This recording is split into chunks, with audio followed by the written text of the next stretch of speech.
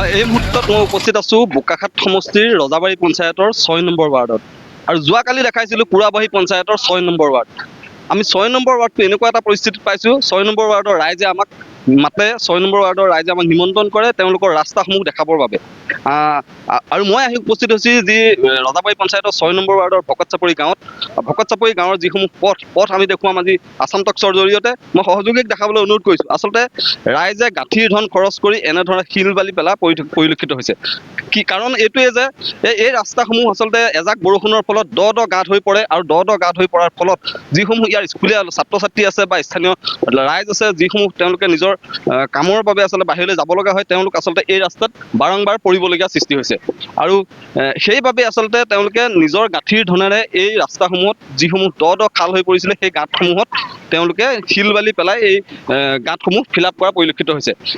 কাৰণ এইটোৱে যে পঞ্চায়তে হওক বা চৰকাৰে হওক, তেওঁলোকে এই ৰাস্তাটোৰ কোনো ধৰণৰ আঁচনিয়ে তেওঁলোকক ঢুকি পোৱা নাই। মই স্থানীয় লোক আছে, স্থানীয় লোকৰ পৰা কিছু কথা জানিম। তাৰ আগতে মই সহযোগী সম্পূৰ্ণ পৰিৱেশ দেখাবলৈ অনুৰোধ কৰিছোঁ। আচলতে ভকত চাপৰি গাঁৱৰ যিসমূহ মহিলাই হওক পুৰুষেই হওক, তেওঁলোকে হাতে কামে লাগি পৰিছে এই ৰাস্তাটোৰ যিসমূহ দ গাঁত আছিলে এই গাঁতসমূহ পূৰণ কৰিবৰ বাবে। কাৰণ এইটোৱে যে এই দ গাঁতসমূহৰ বাবে তেওঁলোকে বিভিন্ন সময়ত বিভিন্ন কাৰণত অহা যোৱা কৰোঁতে ৰাস্তাত পৰিবলগীয়া পৰিস্থিতিৰ সৃষ্টি হৈছে। স্থানীয় লোক আছে, মই স্থানীয় লোকৰ পৰা এই বিষয়ে কিছু কথা জানিম। দাদা, মই আপোনাৰ কাষলৈ আহিছোঁ। যিহেতু আমি দেখি গৈছোঁ যে আপোনালোকৰ যিসমূহ গাঁৱৰ মহিলাই হওক পুৰুষেই হওক, সকলোৱে এই ৰাস্তাসমূহত এই গাঁতসমূহ আচলতে শিল দি বা মাটি দি আচলতে গাঁতসমূহ পুতি আছে। কাৰণ এই পঞ্চায়ত বা PWD বিভাগৰ যিসমূহ আঁচনি, তেওঁলোক এই আঁচনিসমূহে আচলতে এই ৰাস্তাসমূহ ঢুকি পোৱা নাই নেকি?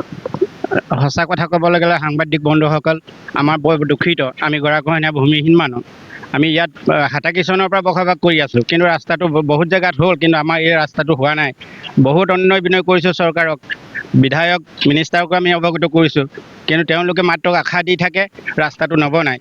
আৰু আটাইতকৈ ডাঙৰ কথা হ'ল পঞ্চায়তে এতিয়া আৰু বনাবলৈ বাদ দিলে যে PWD যেতিয়া তেওঁলোকে ধৰিলে, PWD ৰাস্তাটো বনিব বুলি কোৱাৰ কাৰণে তেওঁলোকে একো ইয়াত ব্যৱস্থা নকৰে আৰু ৰাস্তাটো বনাই নিদিয়ে। আমাৰ কিছুমান অসুবিধা আছে, বিপদ মুহূৰ্তত আমাৰ ইয়াত এম্বুলেঞ্চ এটাও নাহে।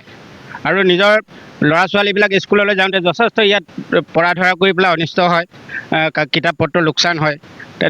এনেকুৱা অৱস্থাটো এই ৰাস্তাটো দৃষ্টিগোচৰ কৰি থকাৰ পাছতো চৰকাৰে কোনো সঁহাৰি নজনোৱাটো এটা বৰ দুখৰ বিষয়।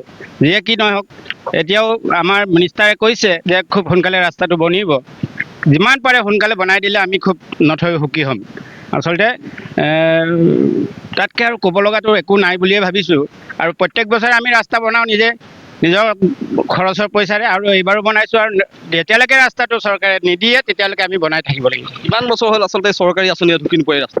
ইয়াত কমচে কম 10 বছৰমান হ'ল, এতিয়ালৈকে কোনো চৰকাৰী আঁচনি ইয়াত এটা শিলো পৰা নাই।